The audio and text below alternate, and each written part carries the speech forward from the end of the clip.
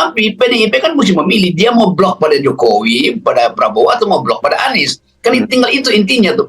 Jadi kalau PDIP merasa bahwa dia mesti pada akhirnya beroposisi dengan Jokowi, ya udah datang aja ke blok perubahan. Tinggal diukurkan di situ tuh, apakah Ganjar itu calon wakil presiden dengan kesulitan yang sangat besar, karena pasti Nasdem akan halangi, Demokrat akan halangi itu karena itu semacam hak politis dari AHY. Jadi kesulitan itu dimaksudkan untuk mengacaukan konsentrasi dari Anies tuh. Sebetulnya itu yang terjadi. Dan sebenarnya kan kalau kita lihat kalkulasinya, apalagi dengan syarat-syarat calon presiden seperti dikatakan oleh Anies, yang misalnya dia harus berani begitu itu ya, yang syarat nol itu ya, syarat capres nol, harus berani berhadapan dengan rezim gitu kan, ya mau nggak mau semua pasti mengarah pada Anies, pada AHY. Dan kita melihat sebenarnya, saya kira bagi Anies juga tidak ada pilihan lain kecuali ke AHY gitu.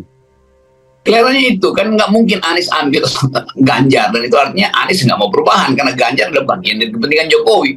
Kan itu paradigma itu yang mesti bikin ketat, dan Anies saya kira mengerti itu, bahwa dia akan diusung, akan dielulukan, akan dapat efek elektabilitas yang menanjak kalau betul-betul mengambil sikap oposisi. Itu kan cuma itu tuh. Dan publik Indonesia akhirnya makin lama makin terbelah dalam pemilihan bagus. Ada bloknya Pak Prabowo dan ada bloknya Anies yang beroposisi pada Pak Prabowo, Yunto pada Pak Jokowi kan. Jadi jangan dibuat seolah-olah kepastian itu bisa diubah-ubah.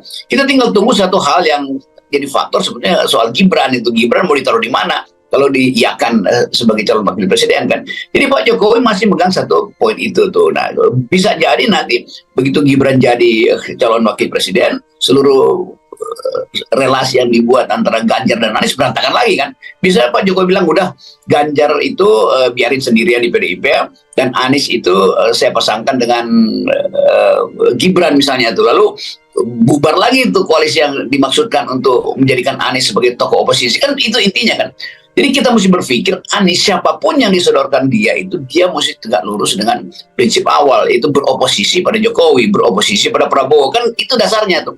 Dan PKS saya kira udah final bahwa dia akan beroposisi pada kelompok atau calon yang di-endorse oleh Pak Prabowo. Demikian juga Demokrat. Kan bagus juga tuh. Sehingga kita sebut penyederhanaan partai mulai terjadi dari sekarang. Tuh ada partai yang memang hendak meneruskan establishment dari Pak Jokowi, ada partai yang hendak menggugat establishment itu tuh. Jadi biarkan aja posisi-posisi itu berlangsung, dan PDIP tentukan sikap. Mau pro Jokowi ya silahkan pergi pada Pak Prabowo, mau anti Jokowi ya datang ke klubnya perubahan, klubnya Anies. Kan gampang sebetulnya.